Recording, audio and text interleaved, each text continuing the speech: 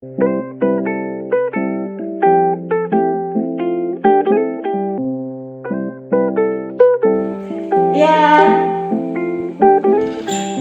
Assalamualaikum. Waalaikumsalam warahmatullahi. Silakan masuk. Silakan duduk. Masya Allah. Mohon maaf, mohon izin ya buka masker boleh? Boleh. Kalau mungkin mau lebih nyaman juga bisa dibuka maskernya, tidak apa-apa. Afwan, atas nama siapa? Ros. Oh, Ibu Roslina. Iya. Masya Allah. Iya, alhamdulillah. Yang sudah janjian tadi, Di. Iya, alhamdulillah. Bagaimana perjalanan tak ke sini? Lancar-lancar aja. Di luar macet? Enggak, Ji? Tidak. Tidak. Ya, alhamdulillah. Kalau gitu, bagaimana kabar tak? Alhamdulillah baik. Alhamdulillah. Sehat? Yes. Alhamdulillah. Baik. Ibu Roslina, Ibu Roslina sudah datang ke sini. Sudah ke sini berarti ada sesuatu yang mungkin bisa di-sharingkan ke saya. Insya Allah saya akan berusaha membantu sebisa saya. Jadi tenang saja, insya Allah saya akan menjamin kerahasiaannya. Jadi senyaman mungkin Ibu Roslina bisa menyampaikan apapun yang ada di hati ataupun keresahannya, Ibu. Jadi terserah mau menyampaikan apapun itu, insya Allah dijamin kerahasiaannya karena sudah menjadi tugas saya untuk menjamin kerahasiaan klien. Jadi silahkan diungkapkan. Hari ini saya bingung sekali, saya stres Ya.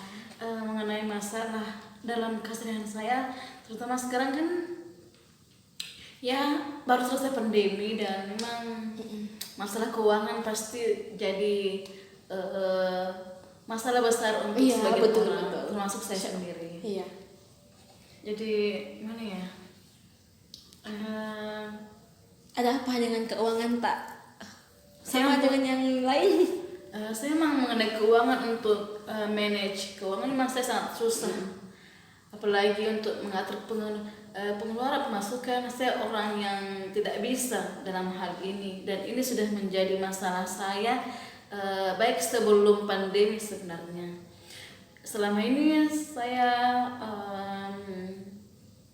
tidak pernah ada niat untuk ke konselor maupun untuk tenaga ahli dalam hal keuangan. Tapi pada saat beberapa hari belakangan saya mulai merasa bahwa saya butuh untuk bicara sama orang mengenai masalah ini, terutama kan keuangan sangat mempengaruhi dalam aspek kehidupan seseorang. Jadi itu yang buat saya sekarang lagi bingung, apalagi untuk manage mengenai jumlah gaji dengan pengeluaran, apalagi untuk ada orang juga yang harus saya bantu gitu ya. Oh iya.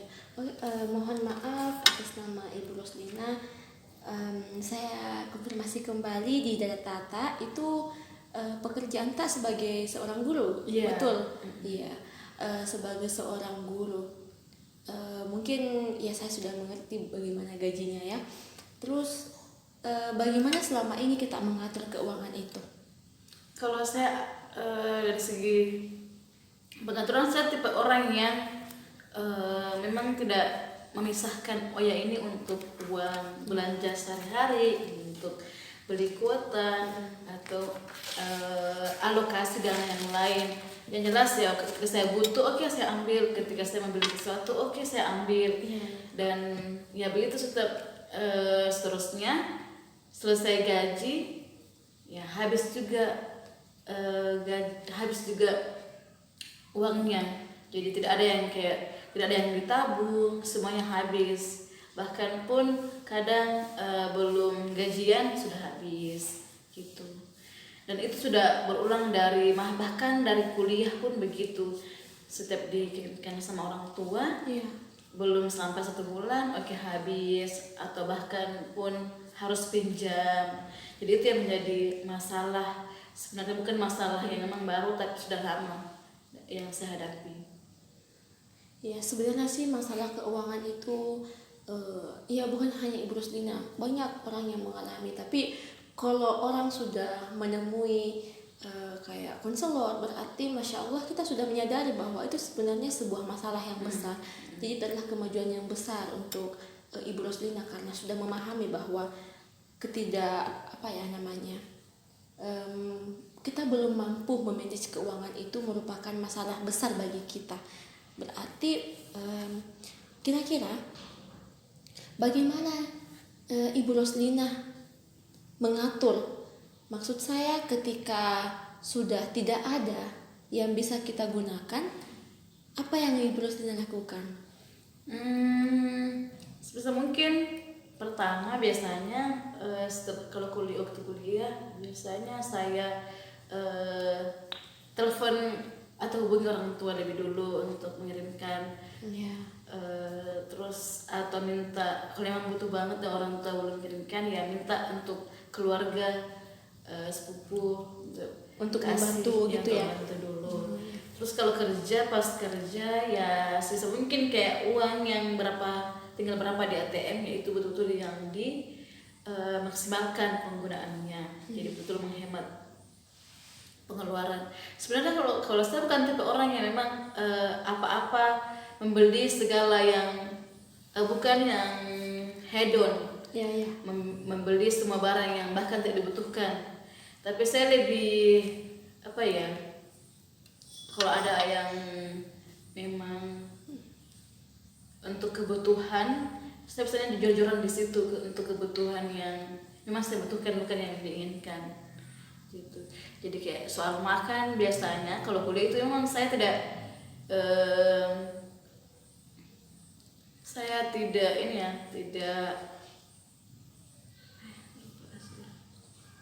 tidak memprioritaskan mungkin gitu ya. Iya, saya juga kadang bingung ini uang kemana ya perginya karena tiba-tiba habis. Iya, gitu ya. saya kayak dari makan, pakaian dan lain-lain. Saya bukan tipe orang yang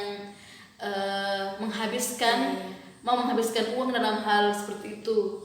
Tapi saya emang bingung nih, kenapa ya kok setiap selesai gajian atau bahkan dikirimkan sudah berapa hari atau bahkan ya mungkin 2 minggu 3 minggu itu sudah langsung habis biasanya.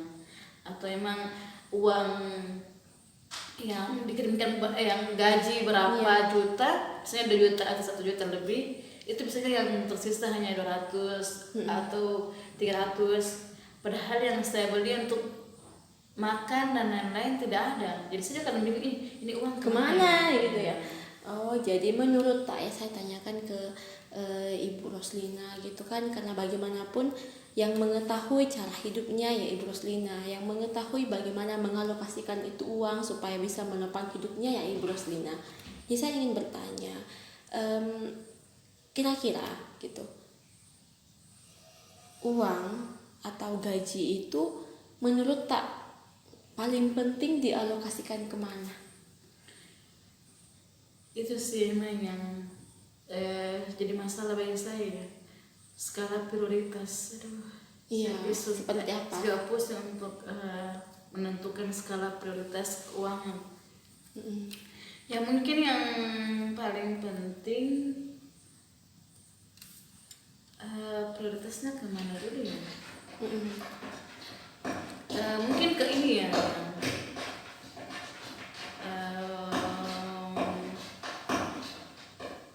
Yang harus memang ya kayak yang dari gaji itu ada emang hal-hal yang mau tidak mau harus saya alokasikan.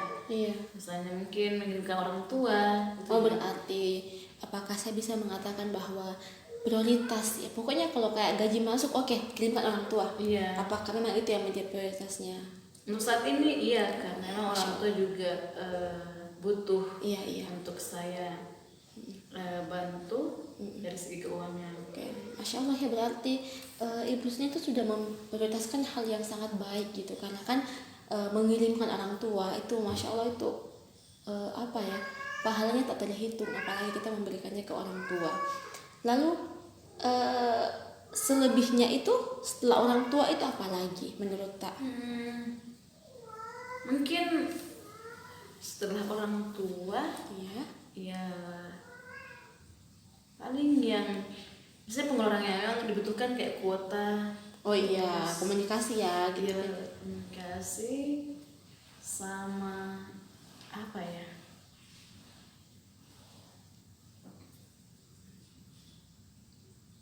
Saya bingung kalau begitu karena yang paling saya memprioritaskan selama ini memang sejak bekerja emang orang tua, selebihnya ya Kalau butuh tarik gitu ya, aja. kalau butuh tarik iya. ya udah. Oh iya. Mungkin untuk di pertemuan di sesi pertama kita ini ya terima kasih banyak karena sudah mau mengungkapkan masalahnya yang mungkin sudah mulai mengganjal di hati itu kan. Sesuai dengan yang tadi Ibu Sina sampaikan sendiri, kita paling penting itu dalam keuangan adalah skala prioritas kita. Jadi yang tadi Ibu Rosna sudah mengatakan bahwa yang pertama adalah orang tua. Jadi ada baiknya kalau saran dari saya kan, ada baiknya kalau kan kita tahu hidup tak sendiri, kita pilih-pilih memang, kita pisah-pisahkan, kita sudah mulai memberikan list-list gitu kebutuhan. Yang pertama orang tua, yang kedua komunikasi gitu kan. Jadi apalagi berikutnya, jadi itu tugas masing-masing kita dalam mengatur uang kita. Jadi ketika gaji masuk kita sudah bisa memisahkan, oh mana listku ya, coba cari list kita gitu, lihat kembali, oh uangku segini, ini untuk orang tua segini, oke dipisahkan, jangan pernah disentuh gitu kan. Dan jangan memberikan toleransi pada diri kita untuk ambil sedikit deh, nggak apa-apa nanti ditambahkan, nanti diganti. Nah itu pemikiran seperti itu yang kadang-kadang membuat kita bermasalah dalam keuangan. Pikiran nanti kan ada gaji berikutnya. Nah itu tuh permasalahan seperti itu. Jadi kita memang pisahkan, oh ini untuk orang tua, ini untuk komunikasi, selebihnya silakan dipikirkan apalagi. Jadi untuk masalah ini saya masih berharap Ibu Roslina masih mau datang menemui saya di pertemuan berikutnya. Jadi enggak apa-apa kalau saya kasih tugas, enggak apa-apa. Iya, enggak apa-apa ya. Terima kasih banyak. Tugasnya di rumah mulai lagi tenangkan diri gitu kan. Tenangkan diri, tarik nafas dalam-dalam, banyak-banyak refleksi diri, muhasabah diri. Lalu pikirkan baik-baik, sebenarnya uang kita itu, gaji kita itu paling penting untuk apa. Lalu mulai list saja semuanya dulu, nggak apa-apa, tulis saja semua. Lalu lihat baik-baik, cukup nggak uang kita? Kalau nggak ya udah dihilangkan yang memang kurang penting, ambil yang memang jauh lebih penting. Itu saja dulu.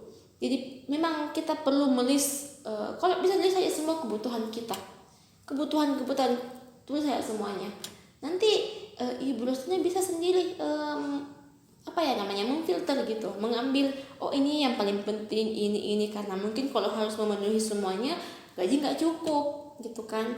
Jadi supaya ada tabungan juga kan, kita juga mau harus nabung ya, bagaimanapun itu ya kan, masa habis tiap bulan habis gitu, nggak ada tabungan. Dan dipilih-pilih memang.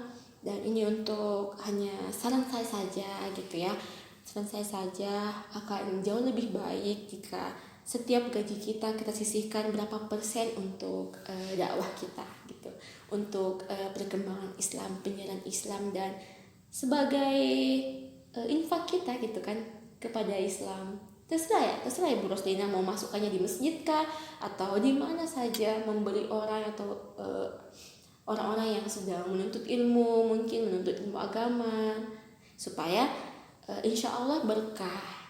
Karena kalau yang dari pengalaman, dari yang saya pelajari, cukup tidaknya uang kita itu ditentukan dari keberkahannya. Jadi saya rasa Ibu sudah paham dengan hal seperti itu. Hanya ingin mengingatkan kembali untuk ingat untuk mengalokasikan berapa persen gitu kan. Jadi kalau memang nanti gajinya naik lagi ya udah ditambah lagi, tambah lagi nanti baiknya sesuai yang berapa persen. seperti itu. Jadi tidak apa-apa, ini kan baru pertemuan pertama. Jadi setidaknya di pertemuan pertama ini kita sudah menemukan titik masalahnya dan apa yang harus kita lakukan selanjutnya. Jadi bisa dipahami ya, insya Allah. Yaitu membuat list-listnya. Jadi setelah ada listnya, baru kita bisa menentukan apa lagi selanjutnya yang perlu kita lakukan. Ya, itu saja dulu. Syukran, terima kasih banyak. Atau ada lagi yang mau disampaikan?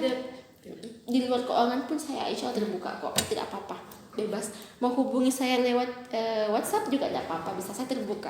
Sampai pukul berapa ya? Sampai 24 jam, insya Allah saya bisa. Hanya mungkin kalau saya tidak balas tengah malam, ya insya Allah saya akan balas di subuh hari. Ya gitu ya, tidak. Baiklah, ada lagi yang mau disampaikan? Tidak. Terima kasih banyak sudah berkunjung ke tempat kami. Semoga senang. Kalaupun ada kritikan tidak apa-apa, silahkan dimasukkan. Ada kalau kita di Instagram, Ibu Rostina bisa membuka Instagram kami. Ibu Rostina bisa memasukkan kritik dan saran melalui email kami, dan itu juga kami pun terbuka untuk menerima semua sarannya untuk pengembangan kami dan juga untuk kebaikan klien-klien kami. Jadi ya, terima kasih banyak sudah mau berkunjung. Hati-hati di jalan.